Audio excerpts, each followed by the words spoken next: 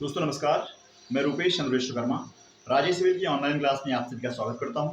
दोस्तों आज हम पढ़ेंगे जियोग्राफी में पृथ्वी के भूगर्भिक इतिहास, पृथ्वी पर जीवों का विकास, मानव का विकास और विभिन्न प्राकृतिक घटनाओं के बारे में।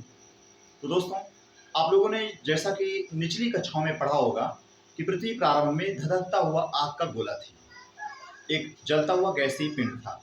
समय के साथ धीरे धीरे यह गैसीय पिंड ठंडा हुआ, इसमें कुछ अम्लीय वर्षा हुई और इस पृथ्वी का कुछ हिस्सा तरल भाग में और कुछ ठोस भाग में बदल गया। तो दोस्तों अब हम पढ़ेंगे उस समय से जब पृथ्वी पर भूपटल की स्थिति उत्पन्न हुई। तो इस पीरियड को कहा जाता है प्री कैम्ब्रियन युग। ये आप बोर्ड में हमने कुछ डायग्राम बनाया है आपको समझाने के लिए, आप इसमें देख सकते हैं। प्री कैम्ब्रियन युग यह पृथ्वी के उम्र का प्रारंभिक चरण रहा है और ऐसा चरण जब पृथ्वी पर भूपटल की स्थापना हुई, स्थिति उत्पन्न हुई। तो दोस्तों प्री कैम्ब्रियन युग को दो भागों में बांट सकते हैं, दोनों को संयुक्त रूप से प्री कैम्ब्रियन कहा जाता है। एक आपका आर्कियोजोइक युग और प्रोटीरोजोइक युग। तो दोस्तों इस प्री कैम्ब्रियन युग में पृथ्वी पर सबसे पहले आग्नेय चट्टानों का निर्माण हुआ। आग्नेय चट्टानें आप जानते हैं, जब ज्वालामुखी स्फोट होता है, लावा बाहर निकलता है, ठंडा होकर जब जमता है, उसे आग्नेय चट्टानें कहते हैं। आग्नेय चट्टानों में समय के साथ जब टूट फूट होती है, घिसावट होती है, जिसे अपर्दन कहते हैं, तो टूटा फूटा हिस्सा उड़ करके बह करके किसी गहरे स्थान पर जमा होता है। तो जो जमाव से नई चट्टान बनती है उसे अवसादी चट्टान बोलते हैं। और उसके बाद फिर इसी क्रम में जब अवसादी चट्टान रूपांतरित होती है तो उसे रूपांतरित चट्टान या कैम्ब्रियन चट्टान कहते हैं। तो दोस्तों ये आपकी आग्नेय चट्टान रही है और इन चट्टानों के जो उदाहरण हैं आपको भारत में धारवाड़ की चट्टानों के रूप में मिलते हैं, कुडप्पा क्रम की चट्टानों के रूप में मिलते हैं। दोस्तों छोटा नागपुर का जो पठार है वहां पर भी जो चट्टानें पाई जाती हैं वो आर्कियन युग की है या फिर इसे प्री कैम्ब्रियन युग की चट्टानें कहा जा सकता है। दिल्ली क्रम की चट्टानें भी आपकी प्री कैम्ब्रियन युग की चट्टानें हैं। और संसार का सबसे पुराना पर्वत जिसे अरावली पर्वत कहा जाता है, जो कि एक अरावली पर्वत श्रृंखला आपकी राजस्थान, गुजरात और दिल्ली तक फैली हुई है। तो संसार का सबसे प्राचीनतम ये पर्वत है अरावली पर्वत। ये पर्वत भी आपका प्री कैम्ब्रियन युग में बना है। दोस्तों इसमें जो चट्टानें पाई जाती हैं वो ग्रेनाइट और नीस की चट्टानें हैं। इन चट्टानों में लोहा और सोना बहुतायत में पाया जाता है, इसलिए आर्कियन युग की इन या प्री कैम्ब्रियन युग की इन चट्टानों को आर्थिक रूप से बहुत महत्वपूर्ण माना जाता है। तो अच्छा एक बात इसमें और बता दें, इस समय पृथ्वी पर कुछ बड़े स्थलीय जलीय जीवों की उत्पत्ति नहीं हुई थी, जिससे कि उनके दब जाने से उनके कुछ डेड बॉडी जीवाश्म प्राप्त हो। अतः जो आपकी ये प्री कैम्ब्रियन युग की चट्टानें हैं, धारवाड़ की चट्टानें, कुडप्पा की चट्टानें, छोटा नागपुर पठार की चट्टानें, जो प्री कैम्ब्रियन युग की चट्टानें, इनमें आपको जीवाश्म नहीं मिलते हैं, जीवों के वनस्पतियों के दबे हुए अंश नहीं मिलते हैं। तो जो आपकी ये प्री कैम्ब्रियन युग की चट्टानें हैं इनमें जीवाश्म प्राप्त नहीं होते हैं। दोस्तों प्री कैम्ब्रियन युग के बाद जो दूसरा युग स्टार्ट होता है जिसे हम कहेंगे पैलियोजोइक महाकल्प। पैलियोजोइक महाकल्प भी 6 छोटे छोटे पीरियड्स में बांटा गया है। जैसे आपका कैम्ब्रियन शक को इंग्लिश में पीरियड बोलते हैं। तो जो कैम्ब्रियन शक है इसमें पृथ्वी पर अवसादी चट्टानों का निर्माण हुआ है। दोस्तों मैंने आपको बताया है कि अवसादी चट्टानें कैसे बनती हैं। आग्नेय चट्टानों के टूट फूट से, घिसावट से, अपरदन से बह करके गया जो पदार्थ है, उड़ करके गया पदार्थ है, जहां पर जमता है उस जमी हुई चट्टान को कहा जाता है अवसादी चट्टान। अच्छा तो जो ये कैम्ब्रियन शक है इस समय छोटे छोटे जीव और छोटी छोटी वनस्पतियों का उदय हो चुका था। तो जो ये अवसादी चट्टानें बनी हैं, इन चट्टानों के नीचे वनस्पति और जीवों के कुछ अंश दब जाने की वजह से उनके जीवाश्म प्राप्त होते हैं। तो कैम्ब्रियन शक में अवसादी चट्टानें पाई जाती हैं और इनमें जीवाश्म पाए जाते हैं। और आपको बता दें कि जो भारत का विंध्याचल पर्वत है, ये आपका पेलियोजोइक महाकल्प या कैम्ब्रियन शक, कैम्ब्रियन पीरियड में ही बना है। यहाँ पर मैंने यहाँ पर लिख भी दिया है, आपको आसानी हो। दोस्तों, कैम्ब्रियन पीरियड के बाद आर्डोविशियन पीरियड आता है।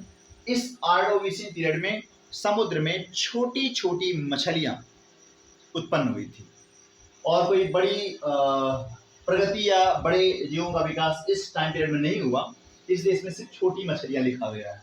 इसके बाद जो सिल्यूरियन पीरियड आता है, सिल्यूरियन शक, इसमें रीढ़ वाले स्थलीय जीवों का विकास होता है और जो पृथ्वी पर अपलेशियन पर्वत पाए जाते हैं वो आपके इसी सिल्यूरियन पीरियड में बने थे। इसके बाद आपका आता है डिवोनियन पीरियड, डिवोनियन शक। दोस्तों, डिवोनियन पीरियड में मछलियों की कई प्रजातियां, कई प्रकार उत्पन्न हो गए थे और कह सके तो समुद्र में मछलियों की भरमार आ गई थी। तो जो डिवोनियन पीरियड है, इसे मत्स्य युग भी कहा जाता है कि मछलियों का टाइम, मछलियों का समय। तो ये मत्स्य युग कहा जाता है डिवोनियन पीरियड को। इसमें उभयचर जीव भी उत्पन्न हुए। उभयचर मतलब मेढक, जो पानी और जमीन दोनों में रह सकें। उभयचर मेढक है, मगरमच्छ है, कछुआ है, ऐसे जीव जंतु भी उत्पन्न हुए। और इसी डिवोनियन पीरियड में पृथ्वी पर बड़े बड़े जंगल उत्पन्न हुए, बड़े बड़े पेड़ों वाले वन उत्पन्न हुए। दोस्तों, इसके बाद जो अगला पीरियड आता है वो है आपका कार्बोनिफेरस।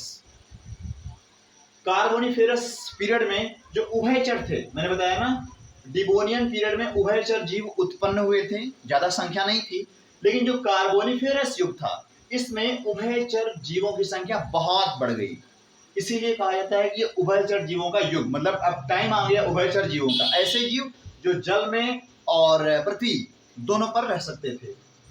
और इसी पीरियड में सरीसृपों का निर्माण हुआ। सरीसृप मतलब क्या होता है दोस्तों? सरीसृप का मतलब होता है आपका रेंगने वाले जीव, जमीन पर रेंगने वाले। और इसी कार्बोनिफेरस पीरियड में ही गोंडवाना क्रम की चट्टानों का निर्माण हुआ। आप जानते हैं गोंडवाना क्रम की चट्टानों में भारत में सबसे ज्यादा कोयला पाया जाता है। तो गोंडवाना क्रम की जो चट्टानें हैं ये कोयले से समृद्ध हैं। अच्छा, कोयला कैसे बनता है? पृथ्वी पर बड़े बड़े जंगलों के दबने से वो लकड़ी कोयले के भंजक आसवन की वजह से जमीन के अंदर दबा हुआ कोयला बन जाती है। तो दोस्तों, आपने देखा था इसके पहले डिवोनियन शक में बड़े बड़े जंगल उत्पन्न हो गए थे। ठीक, इसका मतलब अगले पीरियड में, कार्बोनिफेरस पीरियड में, पृथ्वी पर जो भू हलचलें हुई जिनकी वजह से बड़े बड़े जो जंगल हैं पृथ्वी के अंदर दब गए, जिसकी वजह से गोंडवाना क्रम की चट्टानें बनी और उनके अंदर जबरदस्त मात्रा में कोयला पाया गया। आज भी भारत में इन्हीं गोंडवाना क्रम की चट्टानों में कोयला पाया जाता है। ओके दोस्तों, इसके बाद जो पीरियड आता है वो आपका है पर्मियन। पर्मियन पीरियड, इसमें लिखा ब्लैक फॉरेस्ट।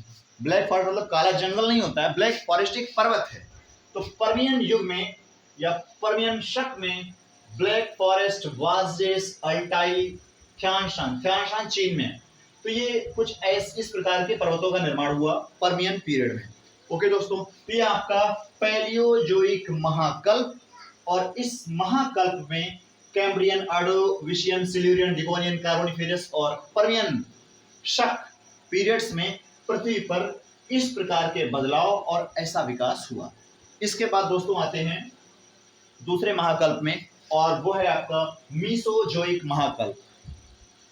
दोस्तों, मीसोजोइक महाकल्प को भी 3 शकों में, शक मतलब पीरियड में, छोटे छोटे टाइम पीरियड। महाकल्प बड़ा टाइम पीरियड है और शक जो है छोटा टाइम पीरियड है। तो जो आपका ये ट्रियासिक शक था, इसमें सरीसृप युग, मतलब अब सरीसृपों का टाइम आ गया, यानी बड़ी संख्या में सरीसृप, रेप्टाइल्स, रेंगने वाले जीव, तो बड़ी संख्या में सरीसृप इस पीरियड में उत्पन्न हुए और इसलिए इसे सरीसृप युग कहा गया।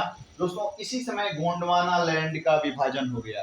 दोस्तों, आपको पढ़ाया भी गया है पिछली क्लासेस में, और आपने उस टाइम पढ़ा होगा कि पृथ्वी पर सबसे पहले एक महाद्वीप था, उसका नाम था पैंजिया, और उसके चारों ओर एक महासागर था, उसका नाम था पैंथालासा।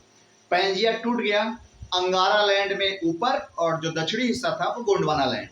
बाद में गोंडवाना लैंड भी टूट गया, तो जो निचले वाला हिस्सा था गोंडवाना लैंड, उसके टूटने से दक्षिणी अमेरिका उधर चला गया, अफ्रीका इधर रह गया, और जो आज आप भारत का दक्षिणी हिस्सा देखते हैं, दक्षिण भारत का हिस्सा, वो अफ्रीका में टच था, तो वो भी अलग हो गया। और आपका जो ऑस्ट्रेलिया है वो भी बिखर के दूर चला गया। तो दोस्तों, जो आपका ये गोंडवाना लैंड था, इसका विभाजन भी इसी ट्रियासिक शक में हुआ, और इसकी वजह से ऑस्ट्रेलिया, अफ्रीका, दक्षिण भारत, दक्षिणी अमेरिका का निर्माण हुआ। इसी टाइम में छोटे स्तनधारी जीवों का भी पृथ्वी पर निर्माण हुआ। ओके दोस्तों, इसके बाद हम आगे बढ़ते हैं जुरासिक पीरियड में। जुरासिक पार्क, आपने मूवी देखी हुई जो होगी जुरासिक पार्क, यानी डायनासोरों का समय था ये।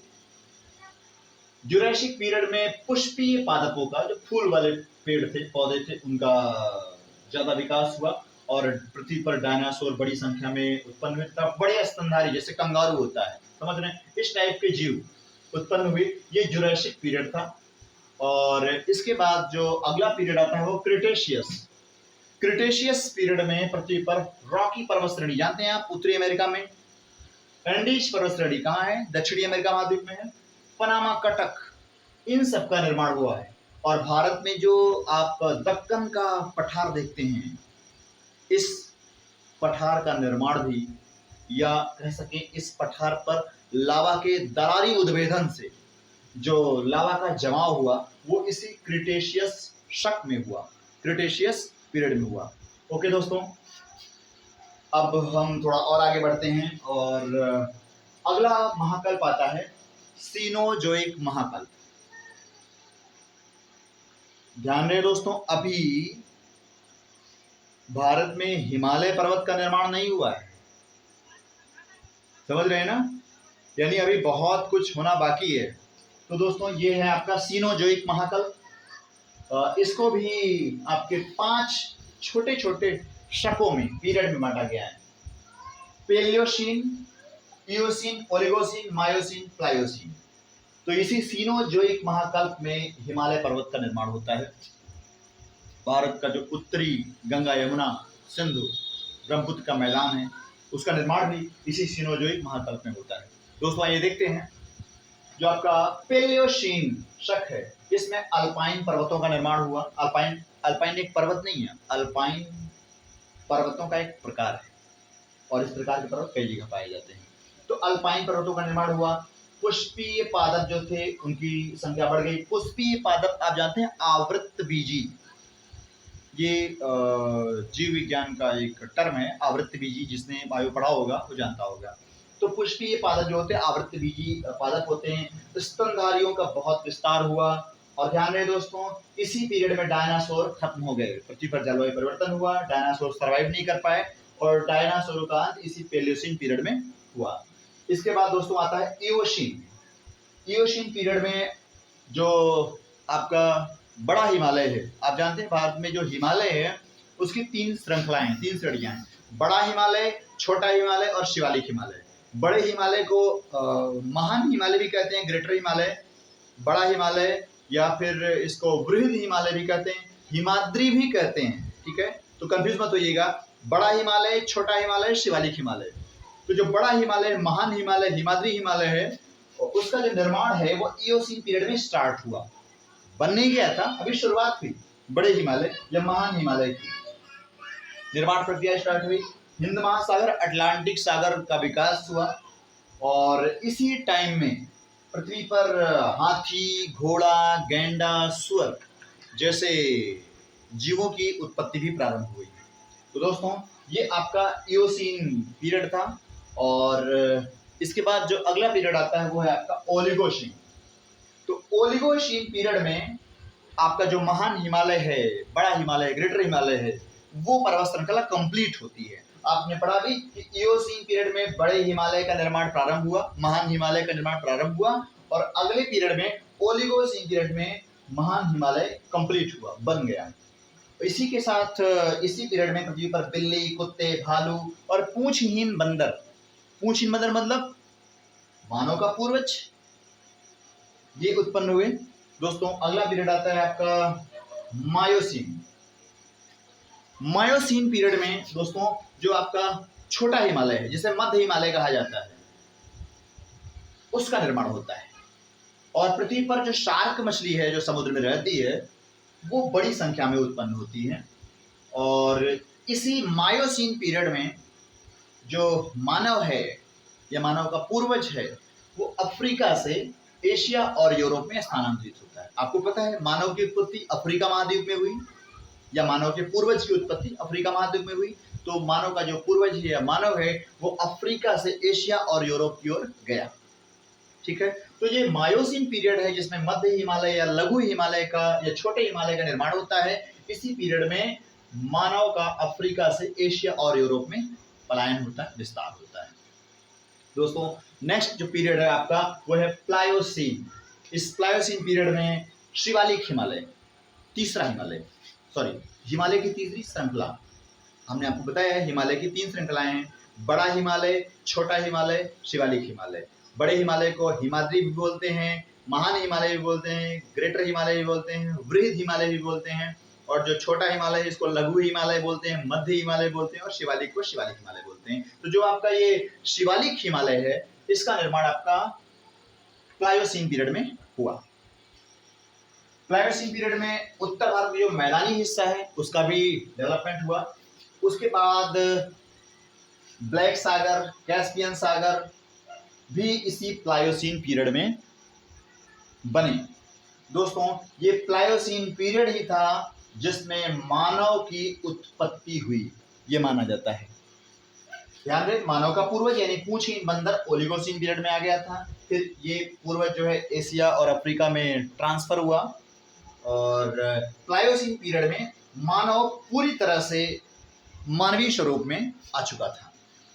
तो दोस्तों ये प्लायोसीन पीरियड है, इसमें मानव की उत्पत्ति होती है। अब हम पढ़ेंगे अगले महाकल्प के बारे में, और वो अगला महाकल्प है आपका नियोजोइक महाकल्प।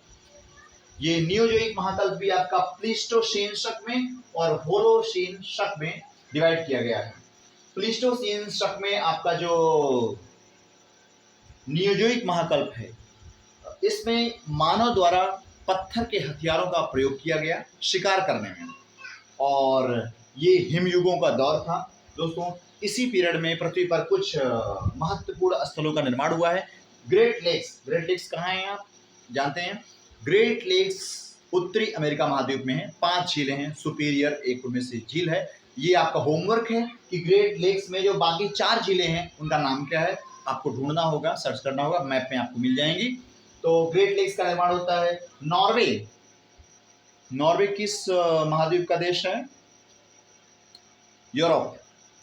तो नॉर्वे के जो फ्योर्ड तट हैं उनका निर्माण होता है। तो दोस्तों ये आपका प्लीस्टोसीन शक होता है, इसमें मनुष्य शिकार करके अपनी आजीविका चलाने लगता है। इसके बाद आपका जो दूसरा पीरियड आता है दोस्तों वो है आपका होलोसीन शक। होलोसीन शक को मानव युग कहा जाता है, मतलब मानव का टाइम आ गया। बड़ी संख्या में मानवीय सभ्यताएं डेवलप होती हैं धीरे धीरे। सभ्यता शब्द तो कहना थोड़ा सा कम ठीक है, लेकिन हाँ मनुष्य ने पशुपालन और कृषि प्रारंभ कर दिया था, यानी ये पाषाण काल का दौर चला गया। ठीक है, तो धीरे धीरे सभ्यताओं का निर्माण प्रारंभ होने लगा था। समझ रहे हैं? जगह जगह पर लोग, पशुपालन का मतलब ये है कि मनुष्य ने सभ्यता की ओर कदम रख दिया। और दूसरी बात कृषि का मतलब स्थायी जीवन भी स्टार्ट हो गया। तो इसका मतलब है सभ्यता लगभग प्रारंभ हो गई थी, पूर्ण विकसित नहीं रही होगी, वो एक अलग बात है। तो मानवीय सभ्यता का विकास इस पीरियड से स्टार्ट हो जाता है। और इसी पीरियड में कुछ जलवायु परिवर्तन हुए पृथ्वी पर, जिसकी वजह से एशिया और अफ्रीका में मरुस्थलों का निर्माण हुआ। तो दोस्तों आपने देखा कि पृथ्वी की उत्पत्ति से लेकर के आज वर्तमान तक मानवीय सभ्यता के दौर के बीच का जो इतिहास है वो कुछ महाकल्पों और महाकल्पों को कुछ शकों में डिवाइड करके पढ़ने की दृष्टि से तैयार किया गया है। दोस्तों एक बात और बता दें कि जो हमारी पृथ्वी है वह 4.6 अरब वर्ष पुरानी है। तो आज की क्लास में हम इतना ही पढ़ेंगे, बाकी हम पढ़ेंगे नेक्स्ट क्लास में। दोस्तों नमस्कार, मिलते हैं नेक्स्ट क्लास में।